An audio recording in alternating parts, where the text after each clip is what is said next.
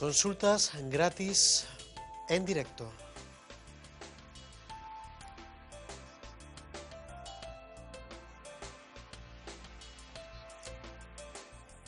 Si quieres, aprovecha este momento porque nadie te va a dar esta oportunidad.